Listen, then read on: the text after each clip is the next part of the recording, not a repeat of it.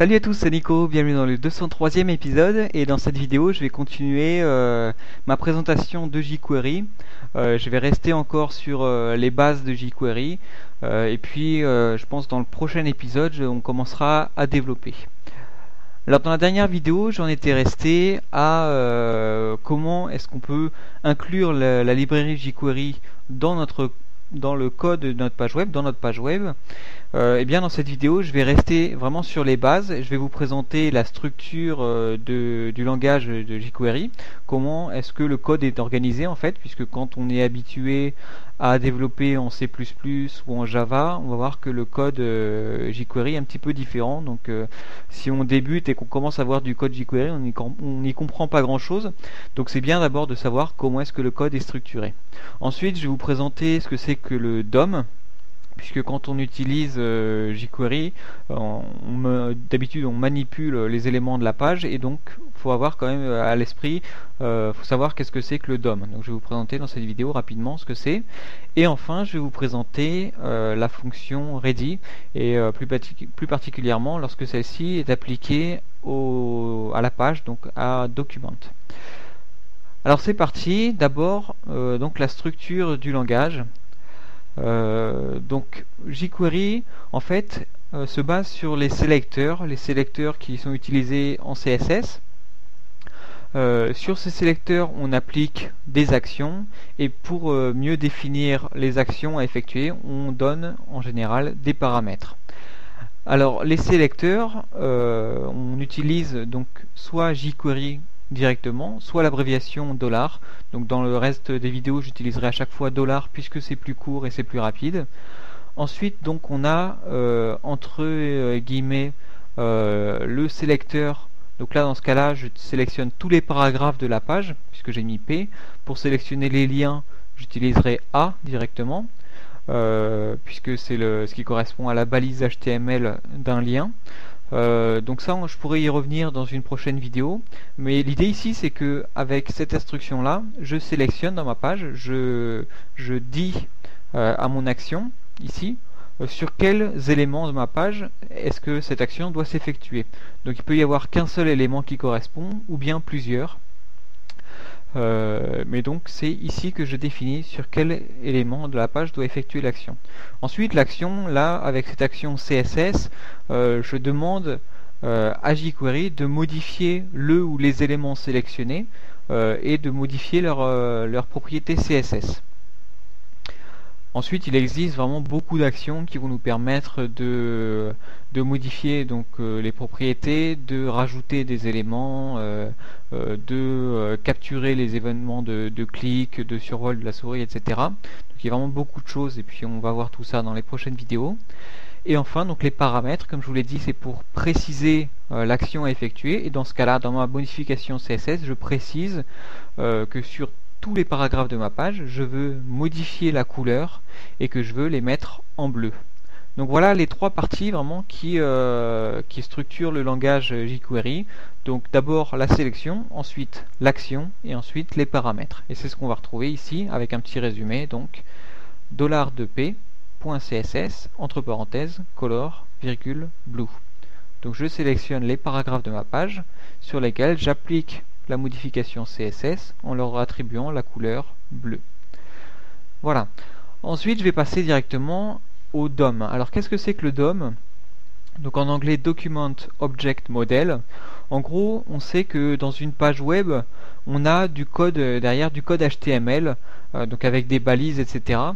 En fait ce qu'il faut garder à l'esprit c'est que ce code là, tous ces éléments là, ils sont hiérarchisés. Il y a une hiérarchie, c'est comme un schéma en fait, sur lequel on dirait que HTML c'est l'élément parent qui a deux éléments enfants, donc la balise head et la balise body. Et ensuite la balise head elle a par exemple un titre avec la balise title qui est située donc dans le head de la page. Le body c'est le corps de la page qui comporte tous les éléments qu'on va voir lorsqu'on accède à la page web. Donc par exemple un titre avec la balise H1, un paragraphe avec la balise P. Dans ce paragraphe là on va retrouver différents liens avec chacun la balise A. Donc c'est ce qu'il faut garder à l'esprit en fait, c'est que ces éléments ils sont pas situés n'importe comment dans la page. On va avoir une sorte de hiérarchie avec des éléments parents, des éléments enfants, des éléments qui sont à la fois parents et qui sont aussi enfants d'autres éléments. Donc comme ça on a une structure vraiment. Et donc il faut garder ça à l'esprit puisque lorsqu'on fait nos sélections avec jQuery, on va utiliser ce DOM. On va parfois dire qu'on veut sélectionner uniquement les éléments enfants de cet élément P, ou bien on veut revenir à l'élément parent de cet élément qui a l'ID Toto. Donc il faut vraiment garder à l'esprit que la page elle n'est pas statique et à plat, elle est hiérarchisée, qu'on va pouvoir comme ça jouer avec, avec cette hiérarchie, remonter aux éléments parents, descendre aux éléments enfants. Voilà, donc ça bien sûr j'y reviendrai plus en détail et ce sera sûrement beaucoup plus clair avec les exemples et les différents exercices que je vous présenterai dans les prochaines vidéos. Alors ensuite je voulais vous parler de cette fonction ready et plus particulièrement lorsqu'elle est appliquée au sélecteur document. Donc là c'est important, il n'y a pas de guillemets sur document. Alors cette fonction, à quoi elle sert? En gros cette fonction elle est appelée lorsque la page est complètement chargée. Puisque si on met du code dans notre head ou dans notre body, le code va être exécuté au moment où il apparaît dans la page, donc pas forcément lorsque la page est complètement chargée. Et ça peut être un problème si on commence à mettre des instructions jQuery, puisque au moment où le code va être analysé, la librairie jQuery ne sera pas forcément complètement chargée. Donc si on commence à mettre du code en dehors de cette fonction là, eh bien va y avoir un problème, va y avoir une erreur. Donc c'est pour ça que vous allez voir souvent quand on développe en jQuery, on utilise cette fonction là, $document.ready, et ensuite à l'intérieur une fonction anonyme. Et à l'intérieur de cette fonction anonyme, on va retrouver tout le code jQuery. Donc par exemple là, la modification CSS qu'on a vu auparavant devrait se retrouver là-dedans. Alors pourquoi là-dedans? Parce que si on appelle notre modification CSS avec le sélecteur jQuery en dehors de cette fonction-là, donc la librairie jQuery ne sera potentiellement pas chargée et ça va pouvoir créer des erreurs, des problèmes. Alors pour tester, vous pouvez mettre ce petit bout de code dans votre page là. Bien sûr, il faudra inclure d'abord la librairie jQuery, comme on l'a vu dans la dernière vidéo, la mettre dans la balise head. Et lorsque vous chargerez ce bout de code dans votre page, vous verrez que le alert ne va pas s'afficher lorsque la page est en cours de chargement, mais bien lorsque la page sera complètement chargée. Et donc la librairie jQuery sera également complètement chargée. On va voir le petit message, la page est chargée.